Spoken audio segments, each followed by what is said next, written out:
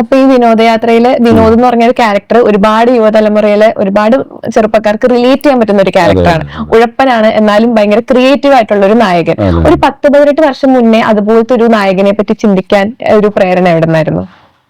അത് പ്രധാനമായിട്ടും നമുക്ക് നമ്മുടെ തന്നെ വീടുകളിലും അല്ലെങ്കിൽ നമ്മുടെ ചുറ്റുപാടുമുള്ള ആളുകളെ ഒബ്സർവ് ചെയ്യുമ്പോൾ തന്നെ അങ്ങനത്തെ കഥാപാത്രങ്ങൾ കിട്ടും. അപ്പോൾ അത് 18 കൊല്ലം മുമ്പായാലും 30 കൊല്ലം മുമ്പായാലും അത്തരം ചെറുപ്പക്കാർ നമ്മുടെ കുടുംബങ്ങളിലുണ്ട്. അപ്പൊ ഞാൻ ചിന്തിച്ചിരുന്നത് അന്ന് എന്റെ മക്കളടുത്ത് 1 കിലോ അരിക്ക് എന്താ വില എന്ന് ചോദിച്ചാൽ അവർക്ക് അറിയില്ല. മനസ്സിലായില്ലേ? പിന്നെ നമുക്ക് തോന്നും ജീവിതം മുഴുവൻ നമ്മൾ കണ്ടു കഴിഞ്ഞു, പക്ഷെ അതിനേക്കാൾ അപ്പുറത്താണ് ജീവിതം എന്നുള്ള ഒരു സത്യം കൂടിയുണ്ട്.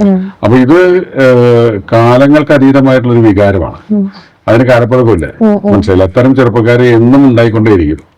അപ്പം അതുകൊണ്ട് തന്നെ എനിക്ക് തോന്നുന്നത് ചിലപ്പോൾ സന്ദേശം എന്നുള്ള സിനിമ 34 കൊല്ലം മുമ്പ് എടുത്താണ്. ഇന്നും അത് പുതിയതായിട്ട് നിൽക്കുന്നത്. അന്നത്തെ തന്നെ കാര്യങ്ങൾ എപ്പോഴും പറഞ്ഞുകൊണ്ടിരിക്കില്ല. അതുപോലെ തന്നെയാണ് വിനോദയാത്രയിലെ ആശയത്തിന് കാലപ്പഴക്കം സംഭവിക്കില്ല. അപ്പൊ വിനോദ് ഇപ്പോഴും ഉണ്ട്. ഇപ്പോഴത്തെ പുതിയ തലമുറയിൽ എനിക്ക് തോന്നുന്നു വിനോദമാര് കൂടുതലായിരുന്നു. അന്നത്തേക്കാൾ കൂടുതലാണ് വിനോദമാരുള്ളത്. അപ്പൊ അവർക്കൊക്കെ റിലേറ്റ് ചെയ്യാൻ പറ്റുന്ന ഒരു സിനിമയാണ്.